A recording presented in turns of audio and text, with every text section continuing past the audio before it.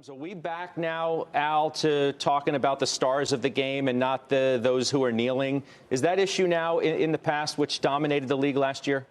That one's probably in the past. It could rear up again. We don't know. But every time we think we're getting back to football, something else happens. So there's something that takes place off the field, and the fans, it's funny, I'm not saying they relish it, but it becomes a big story. Sometimes the side stories overwhelm the bigger stories, but in its essence, I mean, those of us who love this game, we love the games, and the other stuff is just stuff. It's noise on the outside. But once they kick off and they get going, especially tomorrow night at 7:10, it's all about the game, and the game is that's the greatest part of sports, watching how it plays out. Yeah, we're looking forward to that. All right, your unofficial financial advisor is waiting for a question. What's going on, Al? Josh, I know you busted my chops when I was on during the Super Bowl in Minneapolis about the 3 times funds on steroids. I get it. But my biggest winner over the past few years has been the Direxion Financial Bowl 3 times. It's been fantastic. Okay. I got in at the right time. So Give me some funds on steroids that I should be looking at right now. It's probably too late for the financials, but what do you think? All right. So for a couple of year hold, these are ETFs, okay? Right. I genuinely feel that there is huge opportunity if you were to be country specific in the emerging markets. I think there's huge opportunity in India.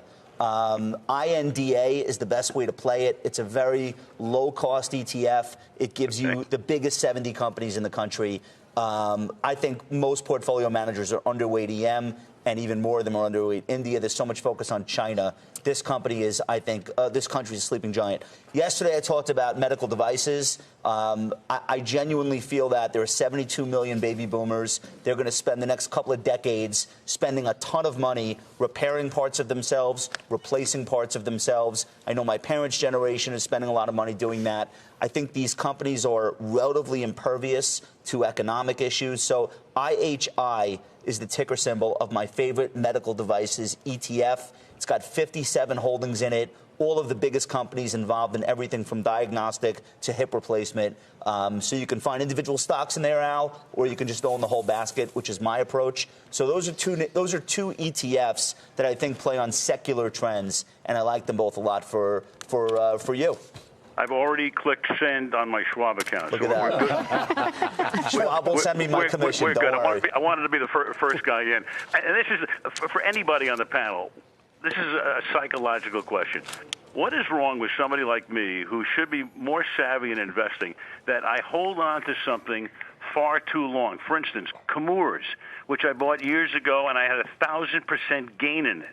And I've kept it, and I've kept it, and I've kept it, and now I'm down to about a 50% gain. What's wrong with me? Tell me. Human nature. Yeah, it's human nature. It's like how you can't clean out your closet and bring it all to the Goodwill when you should, and you need to hire a professional closet cleaner to do it for you. But it's human nature. People don't like to realize a loss because it's the equivalent of admitting a mistake. So I had a trade, Al. I was in Uber. I bought it shortly after the IPO at about 42, 43. I got stopped out at 40 about a month ago. It's since gone down to 31. People don't watch every show, so they're not aware that I had taken a small loss in it. But the idea of going into these things with an exit, I think, is a smart way to do that kind of speculating and knowing where you say, all right, at this price, I'm wrong. The reason I bought it might still be valid, but the market is saying that I've made a mistake. And people have losses. Warren Buffett has had stocks that have been in billions of dollars in drawdown. And anyone who pretends that every trade they do never has a loss, those are really the people that have the issue, not you. I love the cleaning out the closet analogy. And Josh, I bought Uber because of you, and then I missed the show or you got out of it, so I'm still in it. So, and the other thing, hey, Judge, you gotta call me. One question, yeah. Judge. Yeah. Every time you have an analyst on, not your panel, but the analysts who come in, and they tell me we're living in uncertain times. would you ask them when we're living in certain times to call me? To give you a call? Yeah. They don't exist. Good call. We'll be sure to let you know. Hey, Pete Nigerian has something for you, Al. Well, Sure. Al, first of all, discipline is exactly what we talk about all the time on this show. So when you're talking about those losses, you have to have a point where you sell a loss and you sell a gain. And you have those the second you put that trade on. That's always exactly what we try to stick with, or at least trimming when it comes to the upside movement. You got to trim when it doubles, and then after that, then you can hold it and make your decision on how far am I going to willing to let this go. I will tell you this. When you look at the market still today, Al, the one name that still stands out to me that's way too cheap, still has plenty of upside, and when you look at all the different levers they can pull, I think it's going to be an amazing, especially if we get this trade war resolved, which I think we will. Take a look at Apple again. It comes up all the time. This is a name that I think over time, if you're willing to hold on to this name because of what they're doing in the other areas that will grow even faster than people expect, I think that's why this stock eventually gets to 300 and beyond. I'll be watching your segment later today to see which calls I'm supposed to buy. There you go.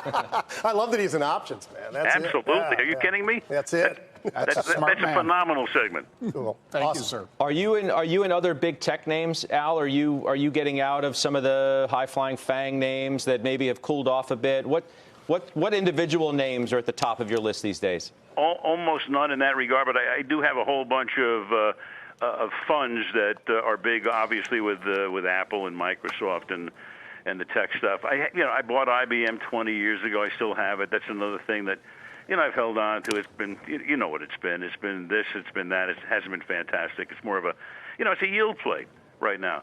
So I'm more into the funds now than the individual stocks, except when I'm watching your show and you guys tell me to get into Uber or whatever I'm supposed to get into, but I need to get out of it too. Stay away from that one. Yes, sir. I hear you. I hear you. I know you got to run in a second, but Liz Young has a question for you as well. Sure. She's on our panel today. Hi, Al, and biggest Packer fan on the desk today. What I wanted to say was the academic response to your question is that it's called confirmation bias. And there's a whole field of study around behavioral finance because we're all human. We all do it. Everybody here as professionals, we still have it. And it's okay that you suffer from it, too. I am going to the couch in 10 minutes. Hey, Al, we can't wait to watch you and Chris this year. It's going to be a lot of fun. Terrific. Absolutely. Thanks so much for calling in. Keep up the great We'll work. see you soon. And I'll bring you that list of Josh's names just in case you couldn't write fast enough. Okay, Love got you, it. Al. Thank you. Take care. Take care. All right, that's